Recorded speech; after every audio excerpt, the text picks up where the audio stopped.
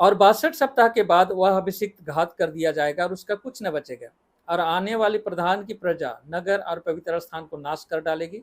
उसका अंत बाढ़ से होगा और अंत तक भी लड़ाई होती रहेगी, उसका उजड़ जाना निश्चित है। हेलो दोस्तों, मैं दीपक मसीह और एक नई वीडियो में मैं आप लोग का हार्दिक स्वागत करता हूं।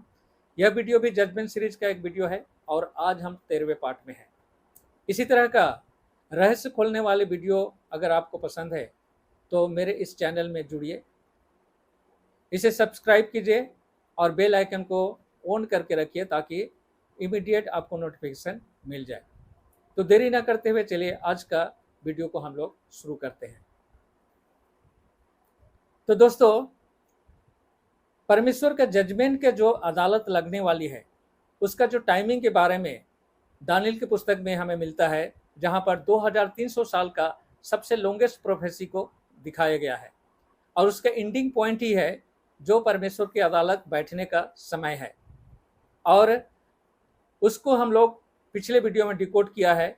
उसका बिगिनिंग पॉइंट 457 BC में शुरू होता है और पिछले वीडियो में हम लोगों ने जर्नी शुरू करते हुए 34 AD तक का जर्नी तय किया है और आज इस वीडियो में हम लोग इससे आगे की जर्नी को बरकरार रखेंगे। तो दोस्तों, 34 AD के बाद और भी कुछ घटनाएं जो घटती है, जो इतिहास में रिकॉर्डेड है। चलिए उसको देखते हुए हम लोग आगे को बढ़ते हैं। तो जिस तरह से दानियल 9 अध्याय का 26 पद में दिया गया है कि अभिषिक्त प्रधान के घात किए जाने के बाद पवित्र नगरी जेरूशलेम और उसका मंदिर नाश किया जाएगा। किसके द्वारा? प्रधान की प्रजा के द्वारा। और वह नाश कैसे होगा? बाढ़ के द्वारा होगा।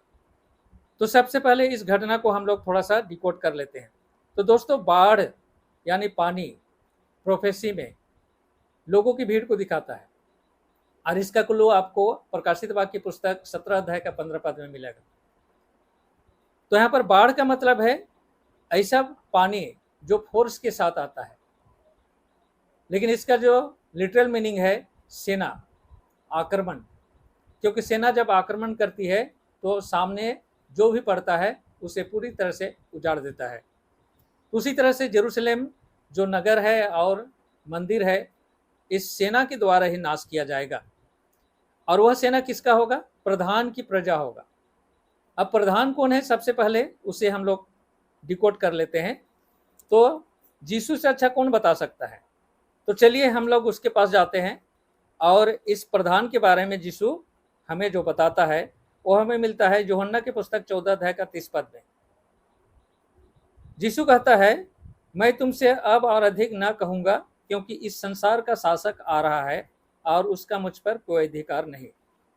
तो शैतान को इस जगत का शासक यीशु ने बताया और यही चीज को 12 अध्याय के 31 पद में भी यीशु यहाँ पर दोहराता है। जैसे कि यहाँ लिखा है, अब इस संसार का न्याय होता है, अब इस संसार का शासक निकाल दिया जाएगा। तो इस संसार का शासक कौन है? शैतान है। और उसकी प्रजा यानी शैतान की प्रजा आएगी जेरूशलेम और उसके मंदिर को उजाड़ने के लिए। तो उसकी प्रजा कौन सी प्रजा है? शैतान जब इस पृथ्वी पर गिराया गया तो रोम को अपना हेडक्वार्टर बनाया और रोम का जो साम्राज्य है शैतान की साम्राज्य है। और इसका प्रमाण हमें इतिहास में मिलता है। यीशु को बचपन में मारने की कोशिश कौन किया था? एक रोमी शासक हेरोद। यीशु को क्रूस में लटकाए जाने का आदेश किसने दिया? एक रोमी शासक पोंतुस पिलातुस। तो रोम के माध्यम से शैतान अपना युद्ध जारी रखा है। तो रोम का जो शासन है वो प्रधान की प्रजा यानी शैतान की प्रजा है, यानी रोम का सेना आएगी जेरूशलेम को उजाड़ने के लिए। और लिटरली यह 70 AD में फुलफिल होता है दोस्तों, जब रोम का एक जनरल टाइटस, जो बाद में राजा भी बना था, वह जेरूशलेम का घेराव करता है और पूरी तरह से जेरूशलेम नगर को उजाड़ देता है, जेरूशलेम मंदिर को आग में फूंक देता है।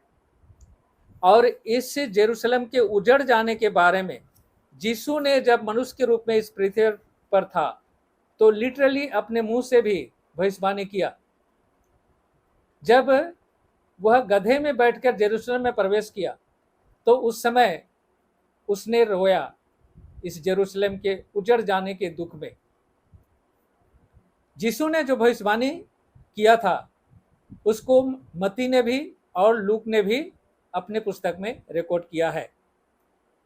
यीशु ने बताया था कि जब तुम जेरूशलेम को सेनाओं से घिरा हुआ देखो तो समझ जाना कि इसका उजड़ जाना निश्चित है। उसने उस समय के मसीहियों को चेतावनी देते हुए कहा था कि जब ऐसा देखो तो तुम नगर से निकल जाना, क्योंकि इसका उजड़ जाना निश्चित है।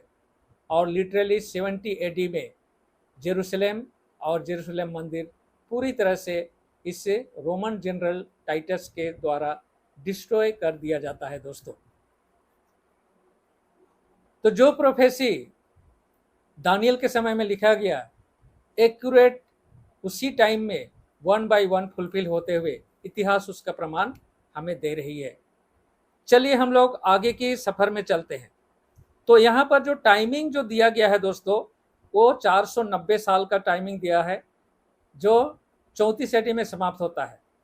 तो हम लोग 34 एडी के बाद का डायरेक्ट हम लोग बाकी जो सफर है 2300 साल का उसको कैलकुलेट करते हैं तो थोड़ा सा इजी होगा।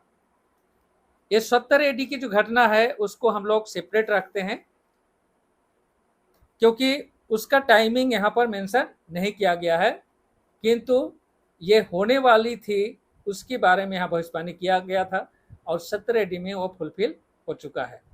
तो जो टाइमिंग हमें दिया गया है उसके अनुसार कैलकुलेट करते हैं। तो दोस्तों 34 एडी जब हम पहुंचते हैं तो कितना समय सफर करते हैं? 490 साल, क्योंकि 457 से जब हम जर्नी शुरू करते हैं 70 सप्ताह का तो हम 34 एडी में पहुंचते हैं और 2300 साल का जो लॉन्गेस्ट प्रोफेसी का 490 साल का जर्नी हम लोग समाप्त करते हैं। तो हम लोग 2300 साल में 490 साल अगर माइनस करते हैं तो हमारा जो बाकी का जर्नी है जो 34 एडी के बाद होगा वो कितने साल का है? तो दोस्तों वह निकलता है 1810 साल का 34 एडी से। तो चलिए हम लोग 34 एडी से 1810 साल का जर्नी का एंडिंग पॉइंट को कैलकुलेट करते हैं। तो 34 एडी में अगर हम लोग 1810 साल प्लस कर देते हैं